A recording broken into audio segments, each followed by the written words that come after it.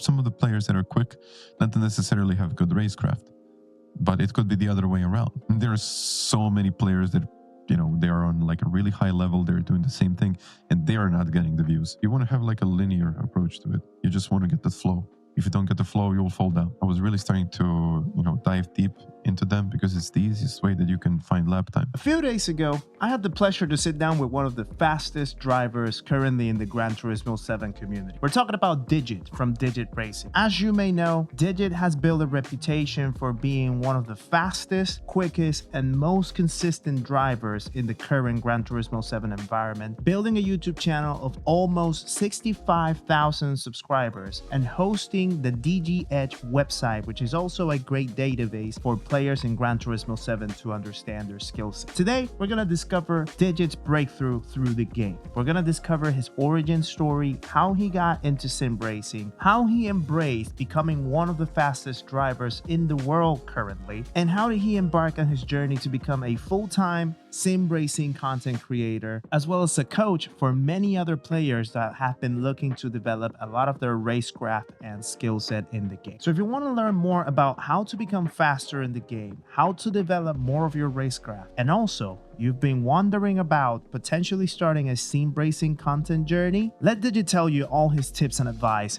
by himself. So let's go to the studio.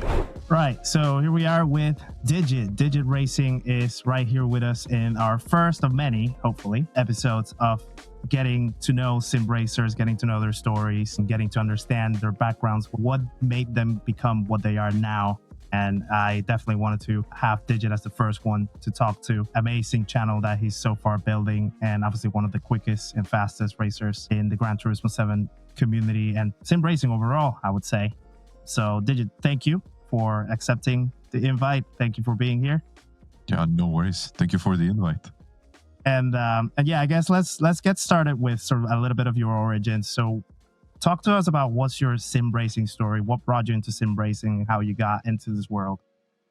Well, basically, it all started like way before I started streaming and way before I started even thinking about starting to stream and started to race competitively. Because I think my story starts from Gran Turismo 3 when I was basically a kid and I was just trying to, well, not really trying to do anything. I was just trying to having fun. That was all there is. I mean, when you're a kid, you just want to play video games. And I just got so hooked on Gran Turismo. I'm not exactly sure what was the reason, but I got so hooked and I just couldn't let it go. And as the years went by, I went from Gran Turismo 3, 4, 5, 6. Then I think we went to Sport. I'm not exactly sure exactly the timeline of all of that, but I think played most of the titles. And then in Gran Turismo Sport, I discovered this competitive online racing thing. And I thought, you know what, I might give it a shot. So I bought it. I think it was Black Friday. I think it was Black Friday 6, 7 years ago, even. Gran Turismo Sport. It was on a discount. I just bought it. And I thought to myself, can it be competitive? I went to online and then I quickly realized that I was slow. I thought that I was doing okay. And then I watched someone doing 3-4 seconds faster lap times than I was. And I was like, this cannot be true. There is no way that someone can be 3-4 seconds quicker. And then I slowly started realizing that, yeah, I was not doing the things that are supposed to be done in the right way. I was slow. I was really slow. I was not paying any attention to my inputs. And slowly, this whole story kind of started developing. I started getting more into it. I bought my wheel. And just, I think when I bought my wheel, I realized that I could potentially get up there, but I was still like a second behind the quickest guys. And then I think the whole story started to roll with me getting a G29, started streaming. And yeah, basically, this is how it all started. Basically, out of nothing. I just wanted to see what I can do. Yeah. I can definitely relate with that story because same thing when I first got Gran Turismo 7. And Gran Turismo 7 was actually my first title. I did not play the other Gran Turismos. In fact, I thought that Gran Turismo was actually some type of like Need for Speed type of thing back in the day. And yeah, when I saw it, I was like, it's another cars games where you just like go around in an arcade style and drive around, crash with every wall, and just still try to have fun with it. And then the moment that I touched GT7, it was like, hold on a minute, this is a whole new world. And yeah, I still remember my first online race, how intense and nervous I was from it. And yeah, I guess a good segue. If you kind of remember those feelings about your first online race that you did, how did you take it over when you got into the grid with other people for the first time? I had no idea what I was doing, to be honest with you. I just had no idea. Like, I went into the online mode and I thought, like, okay, I'm just going to have a race. And then these guys are like quick. And I was just trying to be, patient, trying to really think about not hitting anyone because usually you would get a penalty for it. Nowadays, it's a little bit different, but I didn't want to get any penalties. I just wanted to stay on the track and finish the races. And then, yeah, I mean, I really started only developing, I think, after a month, right about a month of actually doing it, because it took me it took me a while to really understand what online racing is all about and what you should do. So not only get onto the track, just try to do it without thinking too much. It was more about like a structured approach to it. And then I think only after a month it only clicked, and only then I changed my approach and really started doing something differently and really getting into it properly. But before that, it was casual. I wasn't paying too much attention to details and all of that stuff. But at the same time, I wanted to be quick. You know how it is. You get that Yeah, feeling. You don't want to lose in every race. You want to win, you don't. and that's the thing that kind of helped me. I would say in a way because I wanted to be competitive. But Right. yeah, I think that's the intro of my story. I would say. Yeah. Do you remember what track it was? The first race that you did? I think it was Willow Springs. I'm Mm, not exactly sure because it was a while ago, but I think I did Willow Springs and it was Interlagos. And then it was Mount Panorama. And I think those are the tracks that really, really got me into it. yeah. So and I think it was even the Nations Cup. This is when I did. Oh, actually, that was after that. I think that's when I got my first wheel. So for the first couple of months, I didn't get a wheel, of course, because I mean I could be good on the controller. Why not? But I think it was when, yeah, after I would say even a couple of months, when I saved enough money to buy a wheel because I was still a student. I didn't have any money. So spending that much money on a rig and a setup was like a lifelong dream, so to say. Yeah. Yeah. Yeah. And then did you say that your first wheel was a G29? How was Yeah. the transition between going from controller over to a wheel? Oh, it was rough. It was actually pretty rough. But at first, the first couple of days, and I was like really trying to understand how this worked. But I was so into the whole story that the wheels make you quicker that I needed to be quicker on the wheel. Nothing else was acceptable. So if I wasn't quicker on the wheel, I would actually be disappointed in myself. But I was slower. I was slower at first because I just didn't understand how the whole thing worked. And after, I think it was, I think it was like a month or maybe even more than a month, and then I slowly realized that you need to pay attention to the amount of power that you're putting down, the amount of braking that you're putting down. So I was good with, let's say, Group 4 cars, but as soon as I hit Group 3s or quicker cars, I just couldn't get it to work. But 29, I think, definitely helped me because I started realizing what I had to do. And yeah, I think this is where I really got into it and got hooked, so to say. Got Yeah. Yeah.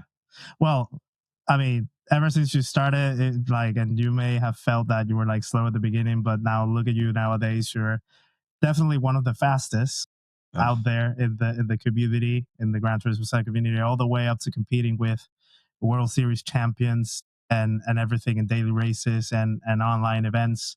So it has been definitely a journey. And I want to know when you had that breakthrough that you were starting to get really fast, how did it feel? And what was your thought process the moment that you realized you were starting to pair up with quick people like Hizal or Gallo or Serrano or all those World Series Tour drivers? Like, how was that breakthrough moment? there was it took me a while to get there, but I think at this point I cannot really say that I'm competing against some of them because they're like quicker. Um, Most of the time we have a specific combination where I can like follow. I can follow. I can definitely follow. In some of the races, I can definitely perform. Um, but when you get to that like really really high level, it's really hard to make a difference. And I think these guys are making a bigger difference than me. In some of the races, I can, let's say, beat them, but it needs to be like very specific conditions for me. So I wouldn't say that I can, beat them on regular basis. They always have like this little edge, but there are some races where I can be like competitive and I can really, go for it and be as good as I can be and be up there. But what was the moment when I realized? I think it was when I got into, I think it was like the second or third split in Gran Turismo Sport. And then I started realizing, okay, I can be quick at it, but there is always someone quicker than me. And then I started watching YouTube. I started watching other people how they drove, and I realized like, yeah, I'm you know what, I'm there, but what is the difference between me and them? And the feeling was like, it was kind of a good feeling at the same time and a bad feeling at the same time. So it was just like completely mixed feelings about everything that was going on. I just didn't know what to think about the whole thing. And as I was getting more and more into it, I upgraded my setup. I upgraded to the CSL that I still have behind me. And that was my first like really good wheelbase. Not a direct drive, of course, because it wasn't that thing like a couple of years ago. It was, but it was like way too expensive. Long story short, when I got that wheel, I realized that I could be consistent. And I was consistent. And I was slowly starting to get into the lobbies with the same people, slowly starting to understand what they were doing. And it was like a good feeling. And I remember it was actually Laguna Seca, group one or group two. I don't really know what it exactly was. I got into the top split and I was like, man, I gotta perform there. I gotta perform. And of course I didn't perform very well. I did okay. I think I finished like at P10 or whatever. But I think that's the moment where I kind of felt, that really competitive racing and how it should look like. So yeah, I guess that's the moment that decided the next couple of years of my life. That's a moment that changed everything. Yeah, I mean, it kind of was actually, Yeah. but yeah, Well, maybe not yet in your eyes. You feel like you can compete 100% with them, but definitely in the eyes of people that watch you, myself included, you're toe to toe with them. You're arguably as fast as them.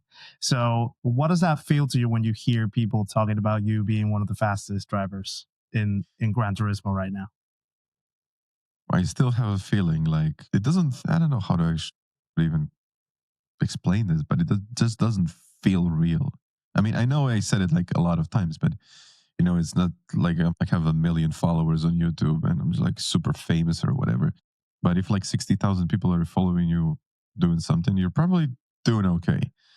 But at the same time, I always have a feeling like I could be quicker. So I'm not exactly on the level where I want to be. But I don't think that's ever going to change. Maybe that's going to change, I don't know, someday. But it just feels like it's strange. You know what? It feels strange. I'm slowly kind of getting used to the whole thing of people watching me. But it's it's a very hard feeling to describe. You're not expecting to be here, not expecting to do the things that you do, but yet you do it.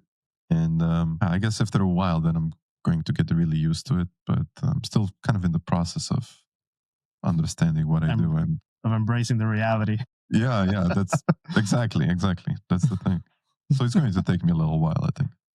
And obviously, throughout all the process of you becoming who you are now and getting as fast as you are right now, there must have been definitely lots of things and mistakes along the way that you may have had. And nowadays, you realize that you could have changed perhaps a few bits here and there throughout that journey. So, if you had to think about anything that you probably could have done differently to get either in a faster way or in a better way to where you are now, would you change it? And if so, what would that be? If you're talking about racing or Just in general, just in racing, general, becoming a creator as you are now, the whole journey, the whole of it. there are so many things that could be done in the better way than I was doing it before. Like, for example, I'm going to begin with YouTube and let's say the thumbnails of my videos. I know it sounds like, okay, just changing a thumbnail, all in all, but the way that it really transforms your video, that's insane how it can really change the click through ratio and the channel and the views and all of that. So thumbnails were definitely something that I really did not pay close attention to. I was doing okay, but I wasn't really, I wasn't really making top-notch content when it comes to that. I was mostly making guides and mostly making streams. When it comes to streaming, you can see the setup that I have right now. And a lot of people think like, okay, this is expensive and all of that stuff. But the visuals that you see right now are not expensive to get. So this is Yeah. something that can basically take you like 100 or 200 euros, pounds, dollars, whatever, to set up something that is visually appealing. So you don't have to have as many wheels. You can just have the lighting and like two plants. It could be, it literally could be anything. But Or just I like really, frames with tracks and circuits and yeah. yeah, you can make the visuals look a lot better. Then the editing. I mean, the editing was not really editing. I was just like cutting videos. But if I had given it a little bit of a story behind it, it could have been a lot better for the viewers. Before that, I was just cutting my videos. Before that, I was not even cutting my videos. I was just uploading raw replays. And that didn't work. That never works. I mean, almost never works. If you're just going to upload your video without any kind of commentary, without anything, it won't work because there's so many players that, they are on like a really high level. They're doing the same thing and they are not getting the views. So when it comes to content, I would definitely say you need to make up a story. You need to you need to give something to the viewer to actually stick with you and make it watchable, and having someone that is interested in watching what you do. So you don't necessarily have to be the quickest guy in the world. You don't have to do that, but you have to be able to present the information in the best way possible. You don't have to be like the best of the best, but just make it in a way that people are actually interested into. There's something that has a story behind it, something that is not a replay of a race, Yeah. and something like that. Show people what you can bring to the table in your best way Yeah, possible. yeah. Exactly. And for example, editing the visuals, the simplicity of it, I would say. If you watch my videos, you can see that I'm not using any fancy transitions. I'm not using any fancy animations or whatever. It's like very simplistic. I mean, I think nowadays people think that you need to have like extremely good visuals. You need to have that hook by creating those stunning visual effects. You don't have to. You can pick your own style, but it depends on what you're trying to do and who your audience is and who you are, and Yeah. something that you can make sustainable and something that you can do on regular basis. So just an idea. Basically, if you're doing a short with multiple transitions, effects, and all that kind of stuff, it could take you so much time to edit all of that that it doesn't make sense for the viewer. They just don't care. I mean, they kind of care because it's visually appealing, but at the same time, you can create the same thing, but with a better story. You're just going to spend like 30 minutes editing it instead of 5 hours. So definitely optimizing my time, working on the visuals, making my videos more simplistic with a bit of a story, and definitely developing my racecraft and how I race. And that's another thing that's like very important. Yeah. Yeah. Let's get into that topic now that you mentioned it, because I definitely want to know more about what goes through your head when you see a new track and car combo, or you see a new daily race or an online event. What goes through your mind to prepare to embrace that new combo, to raise that combo, to compete at it? What's the thought process? How do you prepare mentally for what comes up into a race? Well, I think most of the preparation comes before the actual race, like a lot sooner than people think. I understand that when you race, I mean, people have different approaches to this. Anyone that you ask is going to tell you something different because it works for them. So there is not like a general advice that I can give. But for me personally, it was that I started spending a lot more time in the qualifying. I really started to understand the ins and outs of the track. So basically, I was watching the replay multiple times, trying to understand how much steering angle is someone putting in, how much braking is going into the corner, when is he going or she starting to turn in, what is the braking point, but not only what is the braking point, but what is the position of the car on the track when you reach that braking point. So all of those like technical elements that people don't usually pay attention to, I was really starting to get into it, and I literally started analyzing my replays frame by frame. So just comparing frame by frame what they were doing. Now we got telemetry, so it's easier to see that kind of stuff. But I was like really into replays. I was really starting to, dive deep into them because it's the easiest way that you can find lap time just by watching someone else that is quicker than you. And that's all that it takes. Of course, you need to have kind of an understanding of what's behind it and why they're doing the things that they are doing. But that's more like an additional advanced step to get quicker. But the easiest way is like just watching the replays, comparing your lap times, comparing your lines, and trying to do the same thing. And I get people to say me this like very common quote: "I'm doing the same things that you are doing, and I'm still 2 seconds slower than you are. How can that be?" And then when I watch the replay, I realize they are not doing the same things that I am. But maybe to my eye, it seems a little bit different. I know it does. But overall, if you're not focused on the details, it's going to be hard to get anything out of the laps. I mean, there are some naturally gifted players that can do really, really good lap times, and they don't have to have a reference. They're just like quick. But at the same time, I have a feeling like there is a lot more people that are not on the same level. Yeah. They are just really need to understand, and they really need to, push it and get the technical knowledge behind to really understand what's going on to be able to implement that into their own driving.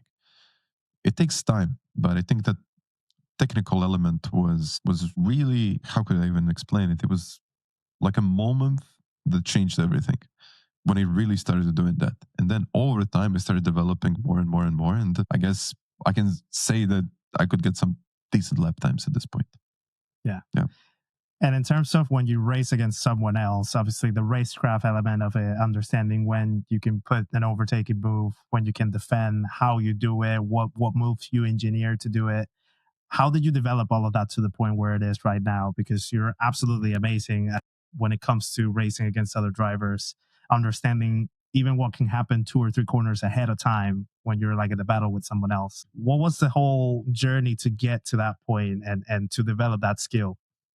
I would say that it's experience most of the time. But when you said like I can say something is going to happen 2 or 3 corners before, it happened to me like a lot of times. But when you've been in those situations multiple times, you just kind of get the feeling of what's going to happen. But at the same time, it all depends who you're racing against. I'm not going to say that when I race against slower people than me, then I know that they're going to do something that is going to just throw them out of balance and they're going to spin or they're going to crash into someone. But I kind of do understand the position they're in. And I have a feeling like I know what they're going to do because that's the things that I did before it. And I also know that, for example, when I see 3 cars going wide, I'm not going to get close to that battle. I'm just not. I'm just going to wait. I'm going to sit behind. I'm going to brake sooner than I usually brake. And I'm going to focus on my way out of the corner because I know that 3 cars in that same corner cannot go through. There is Yeah. no way that 3 cars will get the optimal racing line. No way. And then I just know that on the way out, I will probably have a faster exit and I will be able to overtake. And I know that in the process, something is going to happen. So those are the kind of situations where you just need to have a bit of experience. But it doesn't happen overnight. You cannot really expect, that every driver is going to perform and do the same because they're not. No one is the same. Let's be real. But let's say, when we're racing top splits, and when you're racing really, really quick people, it's hard to know what they're going to do. You don't know because they are unpredictable, but not in a bad way, just unpredictable of how are they going to take that corner, are they actually going to send it or not.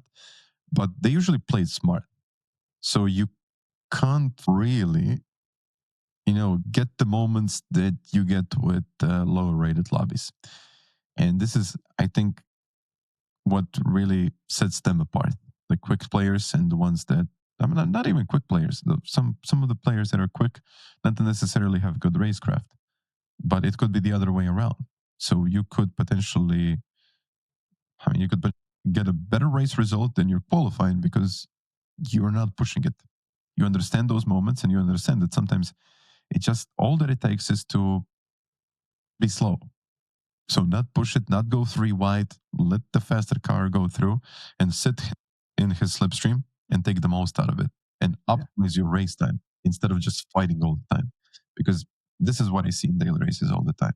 Like, people think that they're quicker, but they're actually not. Then they make a mistake, then it all gets back, and then they're just like in this constant process of making mistakes and losing time, and frustration hits over and over again. But I mean, to be fair with you, I wouldn't be able to make content without those. Without those people, Yeah, without those people, not even those people, is that like those moments. Of those course, moments, yeah. you have that moment, for example, when you just think that you got it. I have those moments when I think I got it, and then I completely miss my breaking point. I just Mhm. crash and do something that I just don't want to do, but I still do it because it's normal to make mistakes. But at It the just same shows that time, you're human. yeah, it shows that you are human. That's Yeah. exactly it. But I think yeah, that's kind of the difference. Basically, it's experience and how much time you spend in those lobbies, how much you're trying to understand it. But it mostly comes down to experience. Yeah.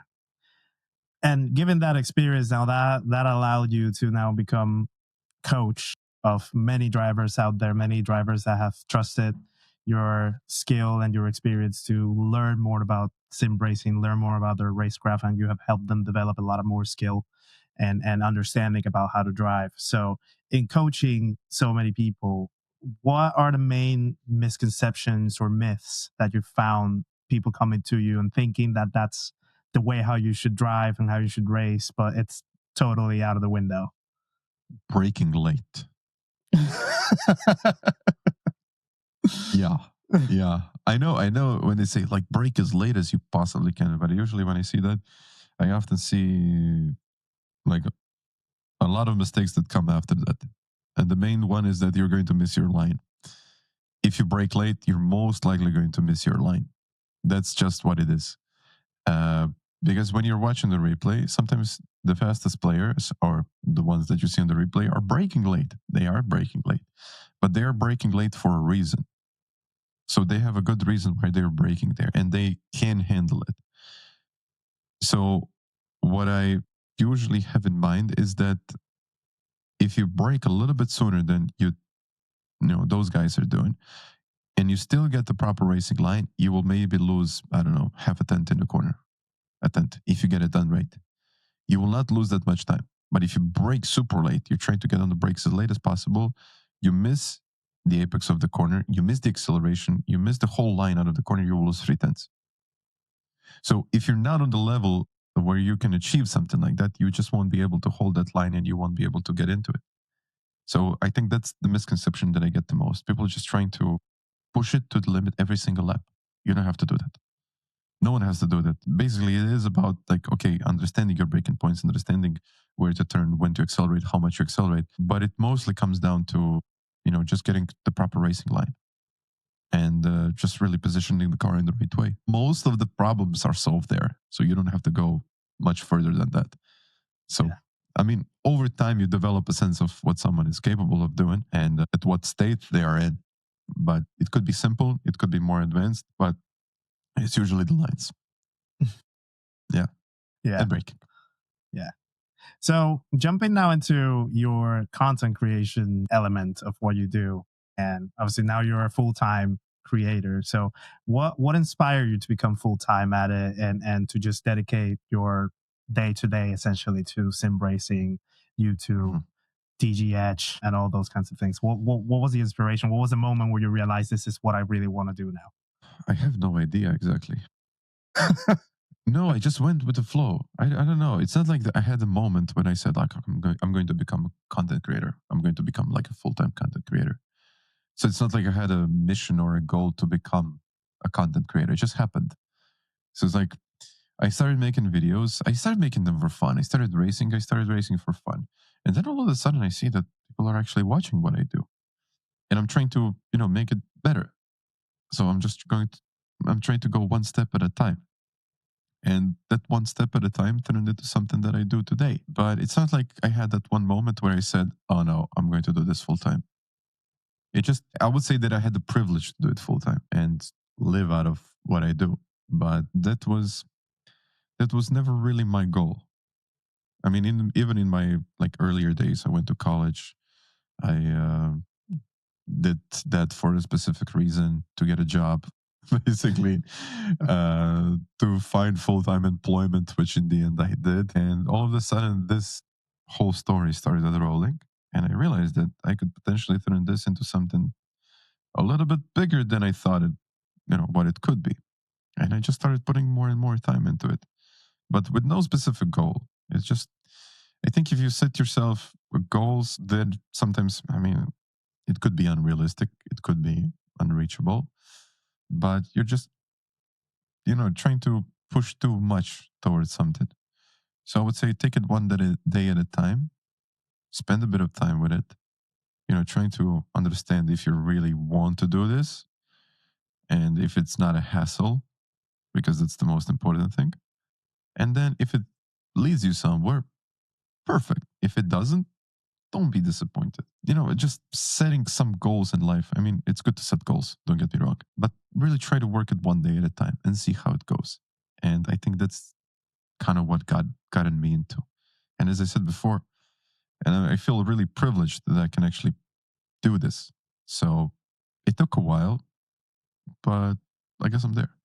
Maybe. Yeah, I don't know. I'll see. you're I would say you're definitely there, and I completely, absolutely agree with the taking it one day at a time mantra. It's what I tend to live by as well. My mama taught me right, and yeah, certainly when it comes to the goals, is expect the best but prepare for the worst as well. Exactly. Like just try to push things as much as you can within your own limits. But if things don't go along your way, just readapt, reinvent yourself, and try something different, whether it's in the same thing or in a different thing, and maybe you'll get success in there. It's not the end of the world if it doesn't go there. Yeah, exactly. Yeah. So, apart from obviously the YouTube channel and how all the close to 65,000 subscribers now that you're about to have, you also have the Digit Racing community and DG Edge as the website, as the Yeah. platform where you have a lot of data and information about Gran Turismo, player database, events database. And it's a really helpful tool for a lot of people to understand what their skill level is within the game, their performance in terms of lap times and things like that. What led you to create DG Edge, and how do you feel about what it's becoming now, where a lot of people actually go and search information about Gran Turismo through DG Edge? They rely on it now. Did you ever expect that that was going to be something that could happen? No, absolutely not. No, no, just no. I don't know. I kind of felt I wanted something like that for myself. Maybe that's the way to explain it. I always wanted to have like a database of all the times that I did. And there was in Gran Turismo Sport, there was Kudos Prime, I think. But it was very simplistic. It really, I think it had a lot of potential, but not exactly, it really didn't utilize that full potential that it had. That's my feeling. The website existed before, and then they just stopped doing it. But when I wanted to do this, I mean, I talked with Simon. He's the developer behind the whole project, and he's doing the technical part of it. But we just wanted to create something that just feels truly unique and gives the players an insight on what they are actually capable of, and something that I understand that not a lot of people will agree with that, but gives their realistic speed into a form of score. And that score, I mean, I'm going to say, does not truly 100 represent their skills, because I don't think there is really a way, instead of, let's say, driver rating, because driver rating is driver rating. The more you win, the more points you will get, the more people you will be able to beat in a race. The faster you go, the tougher the lobbies become. Then it's kind of a self-equalizing score or metric. But we wanted to create something that it's good for a lot of other people, everyone, literally, they're playing this game. So you can track your scores, you can see where you're quick, where you are, you're losing time, what is your, let's say, average delta, did you improve, did you not improve? Maybe if there are like some specific tracks where you're better, some tracks that you are worse. We also wanted to create a community where people can communicate, share their opinions, because there were so many times, I think like every daily race, when someone had an opinion about a daily race, like, this is the worst week ever. And usually what I found out, that the people that just want to share their opinion are very loud, but they tend to share their opinion a lot more times than the other players that are just playing casually the game. So we wanted to create something that really gives us an understanding if a combination is good for the majority or not, by simply having a button. Like, it's up, it's a down button. It's simple as that. You like it or you don't. It's not 1 to 5 because we wanted to make it simple. But now we got a good understanding of what combinations people actually like. So Yeah. that's another part of it. So now I have literally have a metric what people like. And I can say, okay, people actually like this combination. I know you might dislike it, but this is what people think. And we can, we can argue, we can say, this is good for me, this is not good for me, but we will always have our subjective thoughts on pretty much anything. Yeah. So, I mean, kind of the whole story got together because it's also engaging. People like to track their lap times, I guess. It's it's about creating something more, but also creating something that people can engage with and something that creates at least a bit of excitement when they see their scores going up and down. And I understand that no one is ever going to be happy about the score because they will think that it's not the way that it should be, but it's the score for everyone. And it's the system that I guess you need to adapt to. But we will just see how this whole story is going to develop if we are going to do this in the future. But we see a lot of people are using the platform, which is great to see. But to answer your first question, I had absolutely zero expectations. Zero expectations and full reward. Yeah, kind of. It's doing okay, I would say. Yeah. Definitely. Yeah. Well, let's start wrapping up and sort of think about potential advice that someone like you can give to people out there that either want to become a better driver, sim racer, and also maybe thinking about starting a content creation journey out of it. So starting with racers first, what would be the main piece of advice that you would give to anybody that wants to become a better, faster driver in any sim racing game, really? Will really understand the tracks and understand the cars because I often see that people are just pushing way too hard without really understanding of what the car is capable of. But the most important thing that a lot of people are missing is the racing line. They're just like constantly pushing. The wheel is like going all around the place like this. The pedals are going up and down. I can see like constant inputs going in, but it doesn't have to be like that. It's like driving a bike. You don't want to drive a bike and you're just going to wobble constantly or you're going to stop, hit the brakes, you know, get it going, stop, get it going, stop. You want to have like a linear approach to it. You just want to get the flow. If you don't get the flow, you will fall down. And that's the same thing with racing. So get to know your lines, get to know your breaking points, and get to know the technical elements of it. Study the replays. The most important thing is to study the replays of the fastest guys because that's the only way that you can improve. So when I'm doing something for, let's say I used to do something for leagues and some of the races that I did before that were not ranked, like dailies and time trials, nations, manufacturers cup, and that kind of stuff, I often had a tough time understanding what is the best line, how to be quick, and all that stuff because I just didn't understand what's behind it. So you don't have someone that you're going to race against. So if someone sets the bar that high, you're going to try to hit that bar and try to jump as high as he can. But if you don't have that bar, it's hard to judge how far you can actually jump. You will try your best, but if someone doesn't push you to that limit, you won't be able to get there. Maybe you will. But that's exceptional. So we have like always we have that fraction of a percentage of people that can actually do that. But for the majority, it would be really studying the replays and really studying what the fastest guys are doing to achieve those lap times.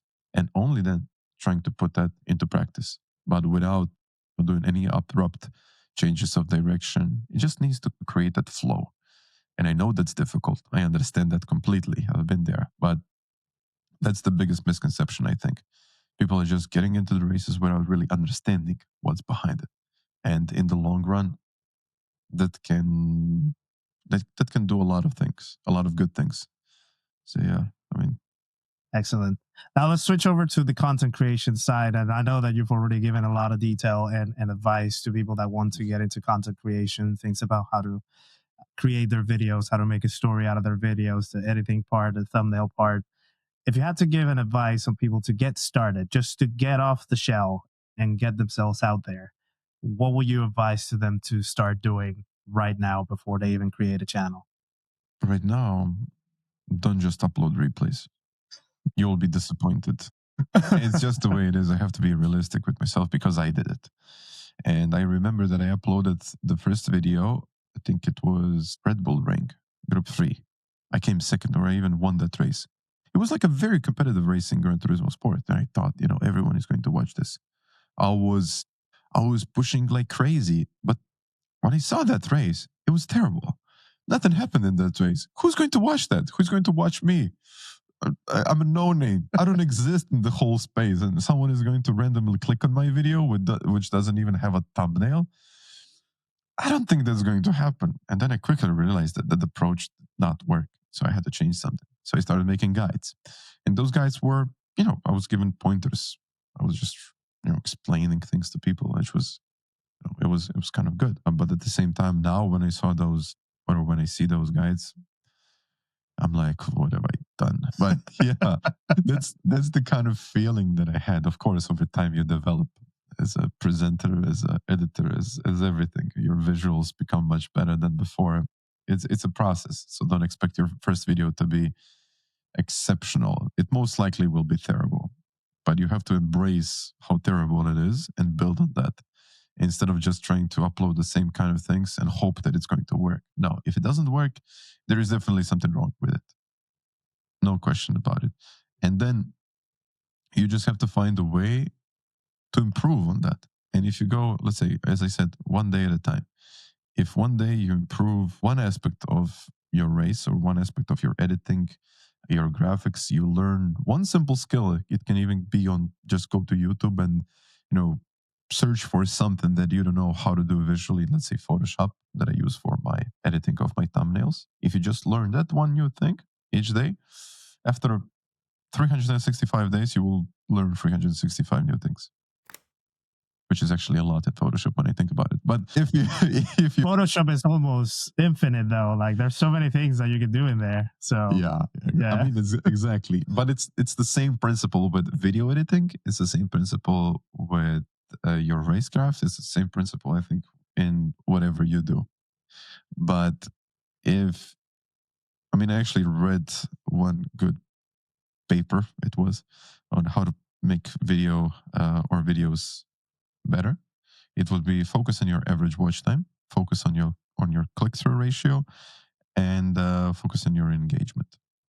So in general, if your click-through rate is good, but your retention rate is low, that means that unfortunately you have a clickbait. Clickbaits don't really work well because YouTube understands that you made a very flashy thumbnail, but in the video, it's not really working. you don't sell what you promise. Exactly. You're, I mean, you're putting your viewers in a bad situation because they came in for something and they didn't get it. Will they click on your next video? Maybe. Maybe they won't. But if you constantly give, it doesn't even have to be like a super special type of video. It could be anything. It doesn't even have to be related to Gran Turismo or the whole sim racing scene at all. But if you just create a simple video explaining how to do something, it can be, I don't know, it can be really simple. You have to think about something.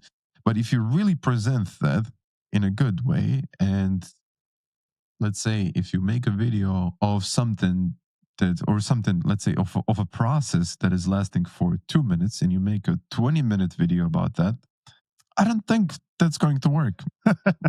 I really focus on the core of your video. Videos don't have to be long. Videos just have to be enjoyable to watch. They have to be engaging, and they have to give the viewer what he came in for. So if you're just trying to, I don't know, if you're trying to create a track guide and a lap is a lap, I mean, I would say 1 minute long, and then you're just trying to make a 30-minute video about it. For a certain amount of players out there, it will be okay. But for 90% of the others, it won't. So you have to really, I would say that there are videos that are good for YouTube, and there are videos that are not good for YouTube. And for example, the course that I did would not be good for YouTube because it really goes into specifics. But it could perform well for my audience that wanted to get there. So it depends on who are you trying to target. And there is like a whole story behind it, which it's probably going to take forever to get into if we start now, a lot more than 45 or maybe even an hour. But really understanding of just putting yourself in a position of a viewer and looking at something that you want to watch.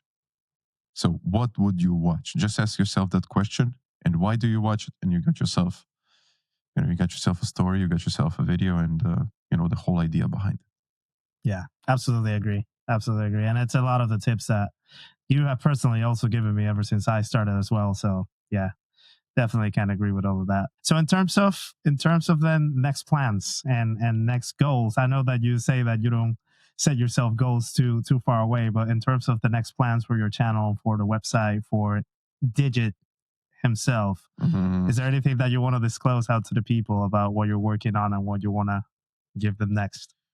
As I said, one day at a time. I do have things that I'll do, which I'll not say that I'll do right now.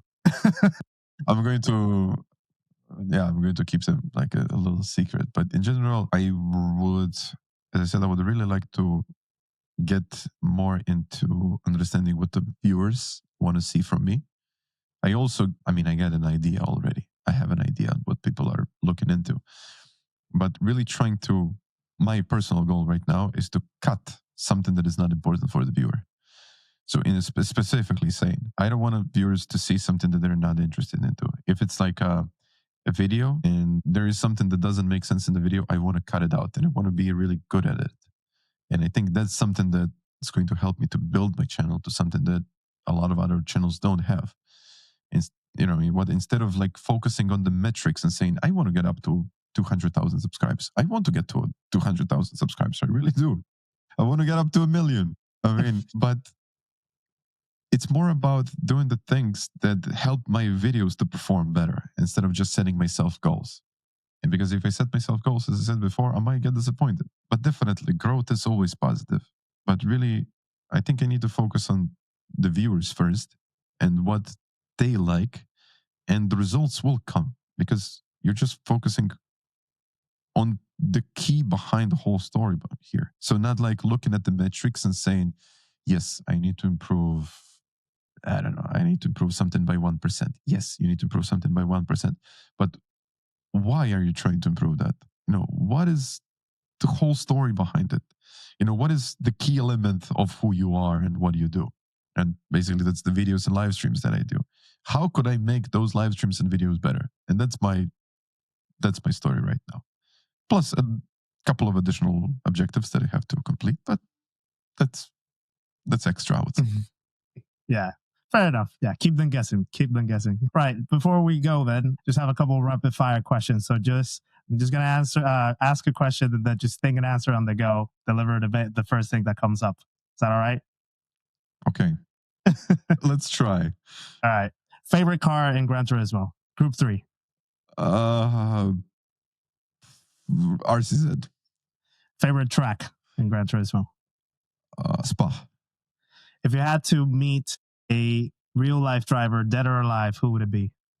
Real life or Schumacher. If you weren't playing Gran Turismo, what other sim would you be playing right now? iRacing, probably.